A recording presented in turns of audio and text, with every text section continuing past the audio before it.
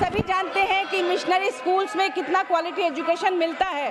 हमारी माननीय finance minister honourable Nirmala Sitharaman ji भी मिशनरी स्कूल में पढ़ी हैं। ऑनरेबल मिनिस्टर पीयूष गोयल जी भी डॉन बॉस्को से पढ़े हैं। आप लोगों में से बहुत सारे लोग वहाँ से पढ़कर आज इस लायक बने हैं कि हम सब यहाँ बैठ पाए हैं। ऐसे में मैं अनुरोध करूंगी कि ईसाई मिशनरियों के लिए जो एफसीआर आपने बंद किए हैं, जो प्रतिष्ठित शिक्षण संस्थान वो चला नहीं पा रहे हैं, उनके लिए पुनर्विचार किया जाए और जो बंद एफसीआर हैं उनको देकर, क्योंकि वहाँ हिंदू और अन्य सभी जाति धर्म के बच्चे पढ़ते हैं, वहाँ कोई भेदभाव नहीं होता। आप पास होंगे, आपको जो पर रखा जाएगा यीशु मसीह के नाम में। आपका फेवर होगा इस साल में यीशु मसीह के नाम में। जो अब तक मां नहीं बनी है उनके लिए खुशखबरी है। क्या आप ताड़ी बजा सकते हैं? यस। जो मां नहीं बन पा रही है उनके लिए खुशखबरी है। पवित्र आत्मा मुझे कह रहा है जो बाप नहीं बन पा रहा है उनके लिए खुशखबरी है। जिन माओं ने अपने बच्चों का सुख नहीं देखा उनके लिए गुड न्यूज है, वो सुख देखने वाली है। परमेश्वर ने कहा कि ए नारी, उस समय में वो चिंता कर रही थी और वो क्रूस पर था। उसने उस नारी की चिंता किया। भविष्यवाणी है उन लोगों के लिए जो इस समय यहाँ पर खड़े हैं। और प्रभु ने मेरे को एक ड्रीम दिखाया। कल रात के एक ड्रीम देखा मैंने जिसमें यूपी के योगी सीएम,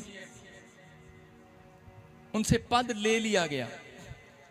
उनके जीवन में कोई बड़ा खतरे का संकेत मैंने देखा, लेकिन वो उसने ऊपर की तरफ देखा, भगवान को याद किया और वो बच गया। मैंने कुछ ऐसा देखा।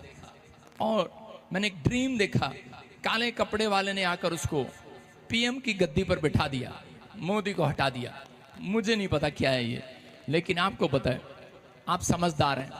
लेकिन परमेश्वर की आत्मा ने बताया कि इसका मतलब कोई खतरा है उनकी लाइफ में। लेकिन बहुत सारे लोग अपने नेताओं के लिए, अपने लोगों के लिए प्रार्थना करें।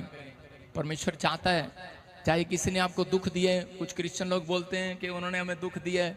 मैं कह रहा हूँ ठीक है, दिया होगा, लेकिन परमेश्वर अब आपका फेवर करेगा यीशु मसीह के नाम में। मैं कह रहा हूँ जगह जगह फेवर होना स्टार्ट होगा मसीह लोगों का। अब से आप ऊंचे किए जाएंगे। 2025 में कनाडा का बुरा हाल होगा, यूएसए का शांति का माहौल बिगड़ जाएगा। मैंने फिर एक ड्रीम देखा कि ट्रंप के लिए नगाड़े बज रहे हैं, वो जीत रहे हैं, लेकिन वो अपनी सोच और शक्ति को खो बैठा, बीमार पड़ गया।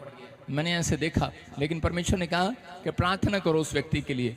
मैं देख रहा था कि अब 3 महीने के बाद परमाणु बम जैसी स्थिति गिरने वाली हर देशों में हो जाएगी। लोग भूखे मरेंगे, प्रॉब्लम आएंगी, समस्या आएंगी। लेकिन एक प्लेन मैंने कहा था कि गिरेगा, और मैंने कहा था कि एक प्लेन, आप सुनेंगे सफर को, जब भी सफर करें बाहर जाने के लिए तो आप प्रार्थना करके करें।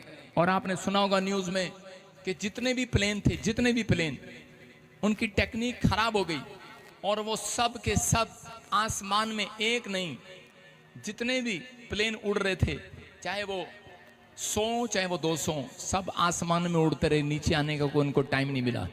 उनकी टेक्निक खराब हो गई, उनको रास्ता नहीं मिला। लेकिन जब लोगों ने प्रार्थना की, सबको जय मसीह की। सब फिट है और सब अच्छे हैं। परमेश्वर की दया हम पर भरपूर है।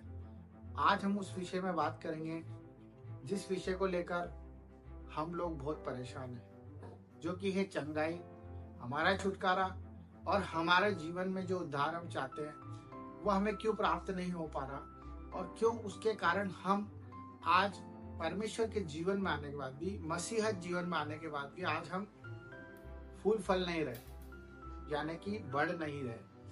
तो मेरे भाई बहनों, मैं आपको वो वचन बताने जा रहा हूँ, वो परमेश्वर की बात बताने जा रहा हूँ जिसके वजह से आप आज ही नहीं, इसी पल वो चीज को महसूस भी कर पाएंगे और आप अपना छुटकारा भी कर पाएंगे, और अपने भाइयों के लिए भी आप उस बात को रखकर छुटकारे की तरफ जा सकते हैं। तो वो बात यह है कि जब हम परमेश्वर के जीवन में आए तो हमें सबसे पहले जानना है कि हम परमेश्वर के पास आए हैं कि परमेश्वर हमारे पास आए हैं। परमेश्वर के चुने हुए कहलाते हैं, विश्वासी कहलाते हैं।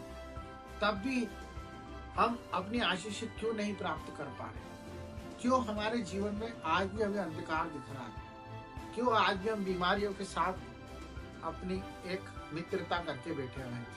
क्यों हम अपने कर्जों में लपटे हुए हैं? क्यों हम अपने सम्मान को खोते जा रहे हैं जो प्रभु यीशु ने हमारे लिए क्रूस पर जान दी। मेरे भाई बहनों, ये सच बात है।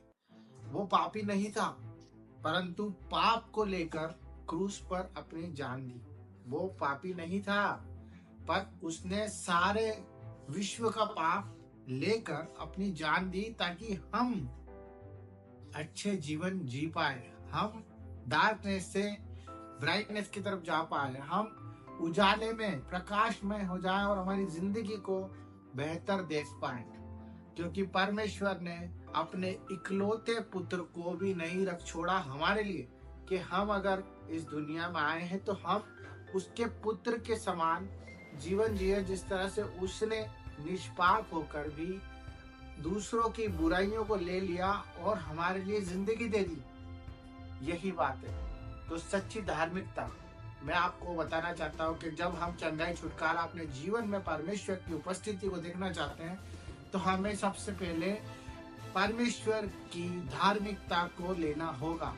धार्मिकता ये नहीं है कि हम किसी के लिए मदद कर रहे हैं, किसी को पैसा दे रहे हैं, चैरिटी कर रहे हैं, या रेगुलर चर्च जा रहे हैं, या हम एनीवे परमेश्वर को दिखाने के लिए या किसी और को दिखाने के लिए काम कर रहे हैं। धार्मिकता वो है जो प्रभु यीशु को ग्रहण करती है, उसके उस बलिदान को यकीन करती है और विश्वास के साथ ये मानती है कि हाँ, जो उसने कलवरी के क्रूस पर लहू बहाया है वो मेरे पापों के लिए है, मेरे गुनाहों के लिए। अगर आपने ये स्वीकार कर लिया तो ये सब कुछ आपके लिए इस दुनिया में आसान हो जाएगा। आपकी सारी परेशानी, कर्ज, रोग, बीमारी आपसे दूर भाग जाएगी, क्योंकि आपने उसकी धार्मिकता को पहन लिया, क्योंकि उसने आपकी पापों को ग्रहण कर लिया।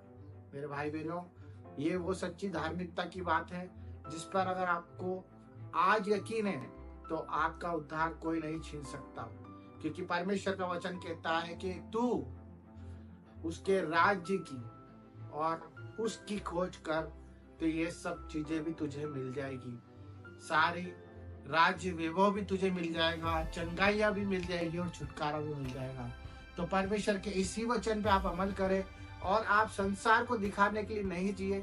हमें परमेश्वर को और उसके प्रेम के लिए, हमें जो उसने हमसे पहले किया उसके लिए अपना योगदान दे और अपने दिल को उसके लिए खोल के रखे और उस पर यकीन रखे, पूरा भरोसा रखे और कमांड करे, यकीन रखे और वचनों को पढ़े और वचन आपको आजाद कर देंगे।